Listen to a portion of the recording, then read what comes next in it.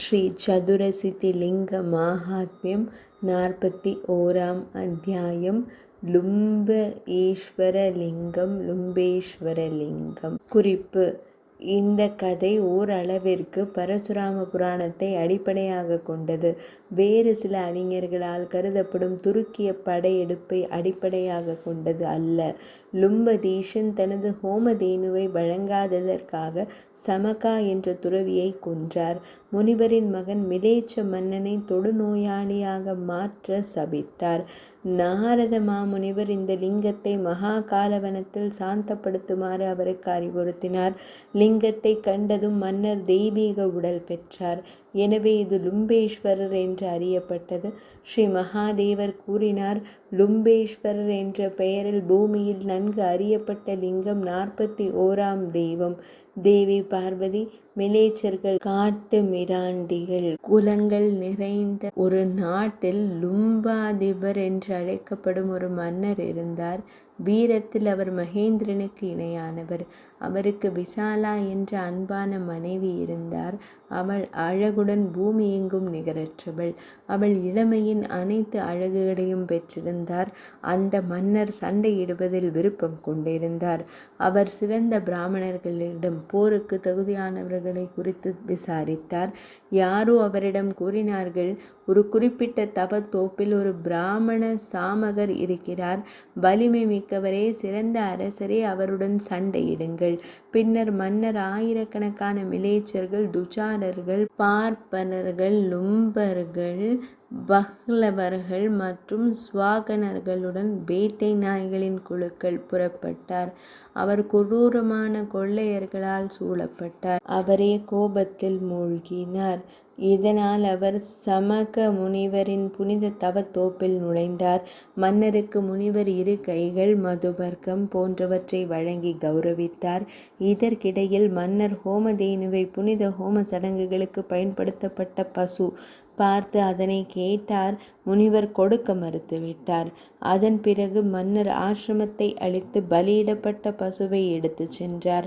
பிராமணர் பார்த்து கொண்டிருக்கும் போதே முழு காடும் அவரால் அழிக்கப்பட்டது.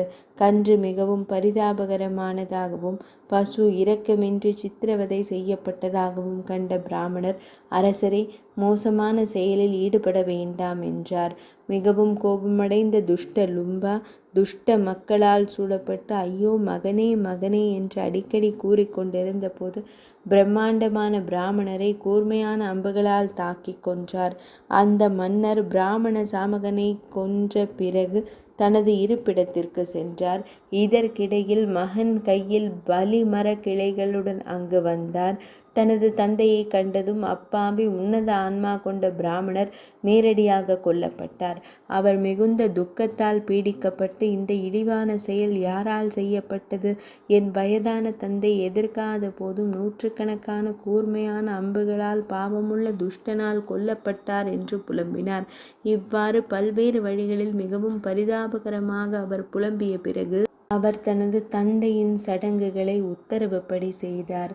அவர் தனது தந்தையின் இறுதி சடங்குகளை இறுதி சடங்குகளில் தகனம் செய்தார். அவர் தனது தந்தையை இறுதி சடங்கு நெருப்பில் தகனம் செய்தார். உடனே அவர் தன் உள்ளங்கையில் சிறிது தண்ணீரை எடுத்துக்கொண்டு லும்ப மன்னனுக்கு மிகவும் பயங்கரமான சாபம் கொடுத்தார். என் கற்றறிந்த தந்தை தனது கடமைகளை செய்வதில் கவனமாக ஈடுபட்டிருந்த தீய செயல்களை செய்த அந்த பாவ ஆன்மா தொழுநோய் என்ற நோயால் பாதிக்கப்படட்டும். இதற்கிடையில் மன்னர் தொழுநோயால் பாதிக்கப்பட்டார். சிறந்த முகபாவனை கொண்ட பெண்ணே மன்னர் முடமானார். பிராமணரின் சாபத்தின் சக்தியால் மருந்துகள் கொடுக்கப்பட்ட போதும் அந்த நோய் மேலும் கொடியதாக மாறியது. மிகுந்த வெறுப்புடனும் பற்றின்மையுடனும் அவர் இறக்க முடிவு செய்தார். அதன்படி துக்கமடைந்த மன்னர் எரிபொருளை சேகரித்து ஒரு சிதையை உருவாக்கத் தொடங்கினார். நாரத மாமுனிவர் அந்த நேரத்தில் வந்து துக்கமடைந்த மன்னரால் மதிக்கப்பட்டார். அதன் பிறகு மன்னர் லும்பா சிறந்த முனிவரான நாரத மாமுனிவரிடம் கேட்டார், தெய்வீக முனிவரே, திடீரென்று எனக்கு தொழுநோய் என்ற நோய் ஏன் வந்தது? நான் மிகவும் பாதிக்கப்பட்டுள்ளேன். நோய் குறையவில்லை. மருந்துகள் பயன்படுத்தியும் அது ஏன் அதிகரிக்கிறது? இதை நீங்கள் விளக்க வேண்டும். இந்த உலகத்திலோ அல்லது மறு உலகத்திலோ உங்களுக்கு தெரியாதது எதுவுமில்லை. லும்பாதீஸ்வரின் வார்த்தைகளை கேட்ட நாரதர் பிராமணரின் தீர்க்க முடியாத சாபத்தை குறித்து விரிவாக கூறினார். அதன் பிறகு மன்னர் தனது மனைவியுடன் நாரத மாமுனிவரிடம் பிரார்த்தனை செய்தார். புனிதமான ஐயா, என்னுடைய இந்த தீர்க்க முடியாத சாபம் எப்படி முடிவுக்கு வரும்? லும்பா இவ்வாறு கூறியதும் புனித முனிவரான நாரத மாமுனிவர், புகழ்பெற்ற பெண்மணியே, அரசர் மற்றும் அவரது மனைவியின் மீது இரக்கத்துடன் அனைத்தையும் அவர் விளக்கினார். அரசரே, மகா காலவனத்தில் தொழுநோயை போக்கவும் செல்வத்தை ஈட்டவும் கூடிய ஒரு பெரிய லிங்கம் உள்ளது. அது பாவங்களையும் அழிக்கும். இது கேசவர்க்கத்தின் கீழே சிப்ரா நதிக்கரையில் அமைந்துள்ளது. மகாராஜரே, அங்கு செல்லுங்கள், நீங்கள் மகிமையுடன் இருப்பீர்கள். இவ்வாறு கூறப்பட்டவுடன் லும்பா ஏராளமான பெரிய முனிவர்கள் நாடிய அழகிய மகா காலவனமான இந்த இடத்திற்கு விரைந்தார்.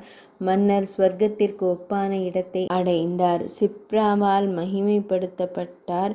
அவர் வளாகத்திற்குள் நுழைந்து சிறந்த லிங்கத்தை கண்டார். பெரும் பாவங்களை அளிக்கும் சிப்ராவின் புனித நீரில் நீராடினார். லிங்கத்தை கண்டு அவர் ஒரு தெய்வீக வடிவத்தை எடுத்தார். தொழுநோய் நீங்கி பிராமண வதம் என்ற பாவத்திலிருந்து விடுபட்ட மன்னன் தேவி பார்வதி ஜீவனால் ஆசிர்வதிக்கப்பட்டார். லிங்கம் தனியாக இருந்தது. மன்னர் அந்த இரவை மனைவியுடன் அங்கேயே கழித்தார். மேலும் முனிவர்களை மிகவும் கௌரவித்தார். பின்னர் உன்னத ஆன்மா கொண்ட முனிவர்களால் ஸ்வஸ்தியாயனரின் புனித சடங்கு செய்யப்பட்டது. தாமரை போன்ற முகத்தை கொண்ட பெண்ணே, தெய்வீக அறிவும் சூரியன் மற்றும் நெருப்பின் மகிமையும் கொண்ட அந்த முனிவர்கள் அந்த லிங்கத்திற்கு ஒரு பெயரை சூட்டினர்.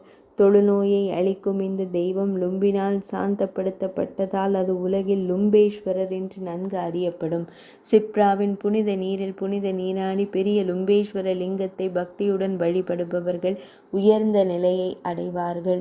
லும்பேஸ்வரரை தரிசிப்பதன் மூலம் அவர்கள் மன ரீதியாக போற்றப்பட்டு வேண்டிக் கொள்ளப்பட்ட அனைத்து ஆசைகளையும் சந்தேகத்திற்கு இடமின்றி அடைவார்கள். பெரும் பாவங்களால் அவர் தீட்டுப்பட்டிருந்தாலும் மன ஒருமைப்பாடு மற்றும் தூய்மையுடன் லும்பேஸ்வர லிங்கத்தை காணும் ஒருவர் தேவர்களுக்கு சமமாகி விடுவார். பசுவை கொல்பவர், நன்றி கெட்டவர், தாய்வழி கொலை குற்றவாளி, குருவின் படுக்கையை அசுத்தப்படுத்துபவர், துர்குணத்தில் ஈடுபடுபவர், கர்மங்கள் தன் சகோதரனையோ அல்லது தந்தையையோ கொன்ற குற்றவாளி லும்பேஸ்வரரை ஒரு முறை தரிசிப்பதன் மூலம் அனைத்து பாவங்களிலிருந்தும் விடுபடுகிறான். தெய்வத்தை வணங்குபவர் 7 பிறவிகளில் பெற்ற பாவங்களை எரிப்பார். இவ்வாறு கூறிய பிறகு அனைத்து முனிவர்களும் கூட்டு வழிபாட்டை செய்தனர். தொழுநோய் நீங்கிய மன்னன் தனது ராஜ்யத்திற்கு சென்றான்.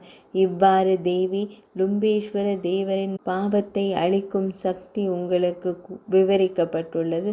பெரிய கங்கேஸ்வர லிங்கரின் கதையை அடுத்து கேளுங்கள். 41ஆம் அத்தியாயம் இனிதே நிறைவடைந்தது.